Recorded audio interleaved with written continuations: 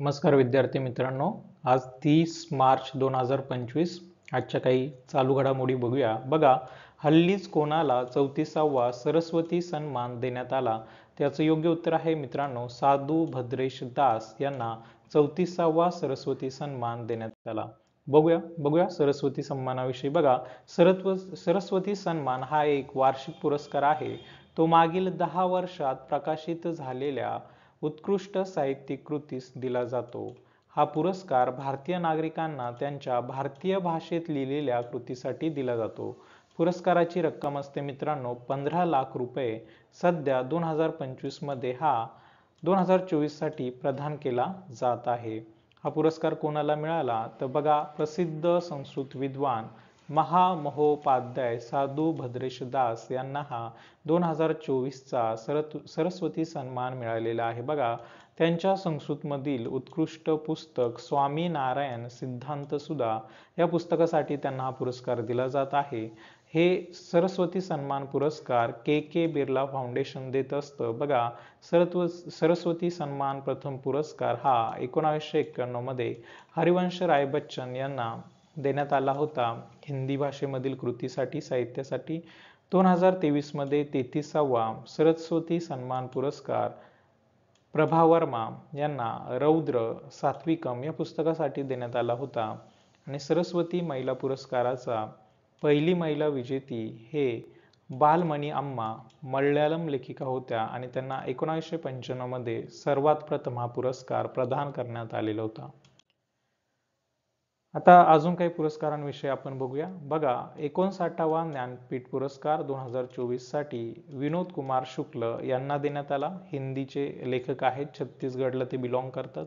त्याच्यानंतर बघा, संगीत कलानिधी पुरस्कार 2025 हा RK श्रीराम कुमार जे व्हायोलिन वादक आहेत यांना देण्यात आला. कर्नाटिक संगीताचा ऑस्कर असे सुद्धा संगीत कलानिधी पुरस्काराला म्हटलं जातं. बघा, नृत्य कलानिधी पुरस्कार 2025 हा उर्मिला सत्यनारायण भरतनाट्यम याच्यासाठी देण्यात आला. पुढे बघा, साहित्य अकादमी पुरस्कार 2025 हिंदी मध्ये गगन गिल मे आई जब बहार याच्यासाठी देण्यात आला. इंग्रजीमध्ये ईस्टर इन किरे स्पिरिट नाईट्स याच्यासाठी त्यांना साहित्य अकादमी पुरस्कार देण्यात आला. पुलित्झर पुरस्कार 2025 हा लियू जियाफुन चिन यांना देण्यात आला. याला वास्तुकलेचा नोबेल पुरस्कार असं सुद्धा म्हणतात. 2024चा बुकर पुरस्कार समांथा हार्वे ज्या इंग्लंडच्या आहेत त्यांना ऑर्बिटल या साहित्यासाठी देण्यात आला. आंतरराष्ट्रीय बुकर पुरस्कार 2024 जेनी एरपेनबॅक केरियोस ह्या त्यांच्या कृतीसाठी देण्यात आला. ते जर्मनीचे आहेत. चंद्रिका टंडन यांनी आपल्या कोणत्या अल्बमसाठी ग्रॅमी पुरस्कार जिंकला? तर याचं योग्य उत्तर आहे मित्रांनो वी वेनी. आणि ग्लोबल टीचर प्राइज 2025 हा मिळाला आहे मनसूर अल मंसूर, सौदी अरेबियाचे शिक्षक आहेत. त्यांना ग्लोबल टीचर प्राइज 2025 त्या ठिकाणी प्रदान करण्यात आलेला आहे. त्यानंतर बघा, हल्लीच भारतीय बँक संघाचा अध्यक्ष म्हणून कोणाची नियुक्ती झाली आहे? तर याचं योग्य उत्तर आहे मित्रांनो CS शेट्टी यांची भारतीय बँक संघाचा अध्यक्ष म्हणून नियुक्ती करण्यात आलेली आहे. बघा, भारतीय बँक संघ इंडियन बँक्स असोसिएशनची स्थापना 1946 मध्ये झाली. CS शेट्टी हे CBI सेंट्रल बँक ऑफ इंडियाचे MD आणि CEO आहेत. यापूर्वी अध्यक्षपद हे SBIच्या प्रतिनिधींकडे होते. त्यानंतर पुढील प्रश्न बघा, काही नवीन नियुक्त्या आपण या ठिकाणी बघूया.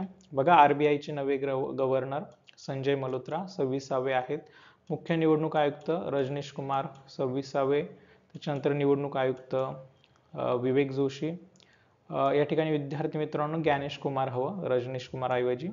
त्यानंतर बघा, पंतप्रधान नरेंद्र मोदी यांचे प्रधान सचिव शशिकांत दास. याशिवाय PK मिश्रा हे सुद्धा मोदी यांचे प्रधान सचिव आहेत. नुकतीच शशिकांत दास यांची सुद्धा निवड झालेली आहे मोदींचे प्रधान सचिव म्हणून. पुढे बघा, मुख्य आर्थिक सल्लागार V अनंत नागेश्वरन कार्यकाळ यांचं 2027 पर्यंत वाढवण्यात आलेला आहे. नीती आयोगाचे CEO आहेत BVR सुब्रमण्यम, कार्यकाळ 1 वर्षाने यांचा वाढवण्यात आलेला आहे. मनन कुमार मिश्रा हे बार काउन्सिल ऑफ इंडियाचे अध्यक्ष आहेत. सेबीचे 11वे अध्यक्ष म्हणून तुहिन कांती पांडे यांची निवड झाली आहे. संरक्षण लेखा महानियंत्रक controller general of defence account doctor Mayank Sharma यांची नियुक्ती झालेली आहे. नियंत्रक आणि महालेखा परीक्षक CAG म्हणून K संजय मूर्ती यांची निवड झालेली आहे. आणि लेखा महानियंत्रक control general of accounts SS Dubey यांची नियुक्ती त्या ठिकाणी झालेली आहे.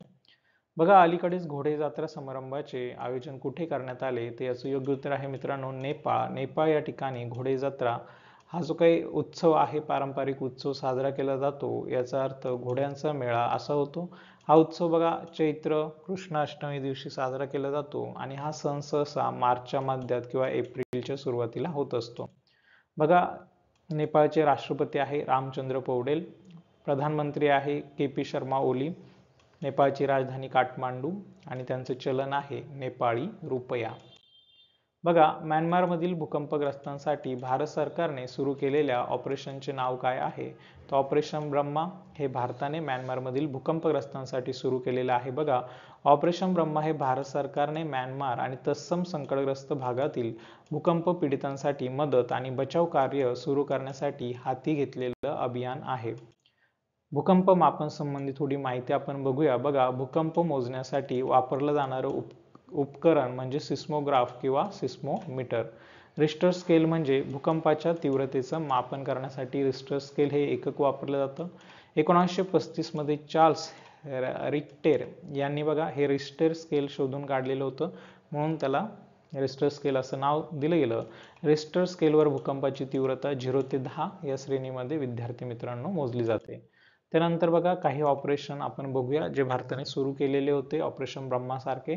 तर पहिलं आहे ऑपरेशन करुणा. चक्रीवादळाने प्रभावित म्यानमारच्या मदतीसाठी भारताने सुरू केलं होतं. ऑपरेशन गंगा युक्रेनमध्ये अडकलेल्या भारतीयांना परत आणण्यासाठी सुरू करण्यात आलेलं होतं. ऑपरेशन देवी शक्ती अफगाणिस्तानमध्ये अडकलेल्या भारतीयांना परत आणण्यासाठी सुरू करण्यात आलेलं होतं. ऑपरेशन दोस्त तुर्की आणि सिरियामधील भूकंपग्रस्तांना मदत करण्यासाठी सुरू करण्यात आलं होतं.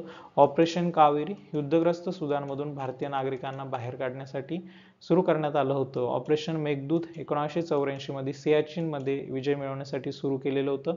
ऑपरेशन ऑल आउट जम्मू आणि काश्मीरमध्ये दहशतवाद्यांचा नायनाट करण्यासाठी सुरू करण्यात आलेलं होतं. ऑपरेशन पोलो 1948 मध्ये हैदराबादला भारतात सामील करण्यासाठी सुरू करण्यात आलेलं होतं. बघा, अलीकडे भारताने अणुऊर्जेशी संबंधित कोणत्या मोहिमेची सुरुवात केली, तर याचं योग्य उत्तर आहे मित्रांनो न्यूक्लिअर मिशन. बघा, न्यूक्लिअर मिशन ही योजना सुरू करण्यात आली असून तिचं उद्दिष्ट 2047 पर्यंत 100 गिगावॅट अणुऊर्जा निर्माण करण्याचे आहे. भारताने बघा अणुऊर्जेच्या उत्पादनात मोठी वाढ करण्यासाठी पावले उचलायला सुरुवात केली आणि त्याच्याच अंतर्गत न्यूक्लिअर मिशन योजना सुरू केली, जिचं उद्दिष्ट 2047 पर्यंत 100 गिगावॅट अणुऊर्जा निर्माण करणे आहे. बघा, अलीकडे भारत आणि कोणत्या देशामध्ये इंद्र अभ्यास 2025 चे आयोजन करण्यात आले, तर याचं योग्य उत्तर आहे मित्रांनो रशिया. बघा, इंद्र अभ्यास हा नौदलाचा असतो, नौदलाचा सराव असतो. हे 14व एडिशन 2025 मध्ये चालू आहे. द्वैवार्षिक दर 2 वर्षांनी होणारा हा इंद्र अभ्यास आहे. भारत आणि रशियामध्ये संयुक्त युद्ध सराव नौदलाचा होत असतो. बघा, अलीकडेच कोणत्या देशाच्या माजी गोलंदाज पीटर लिव्हर यांचे 84व्या वर्षी निधन झाले, तर याचं योग्य उत्तर आहे मित्रांनो इंग्लंड. इंग्लंडचे माजी गोलंदाज पीटर लिव्हर यांचं 84व्या वर्षी त्या ठिकाणी निधन झालेलं आहे. बघा, रशियाची राजधानी रशियाविषयी थोडी माहिती बघू. तर रशियाची राजधानी आहे विद्यार्थी मित्रांनो मॉस्को. रशियाचं चलन आहे रुबल. त्यानंतर बघा, रशियाचे राष्ट्राध्यक्ष आहेत व्लादिमीर पुतिन आणि रशियाचे पंतप्रधान आहेत मिखाईल मिशुस्तिन. त्यानंतर जी रशियाची संसद आहे तिला विद्यार्थी मित्रांनो ड्यूमा असं म्हटलं जातं. अशा पद्धतीने बघा विद्यार्थी मित्रांनो त्या ठिकाणी आपण चालू घडामोडींचा अभ्यास आज केला.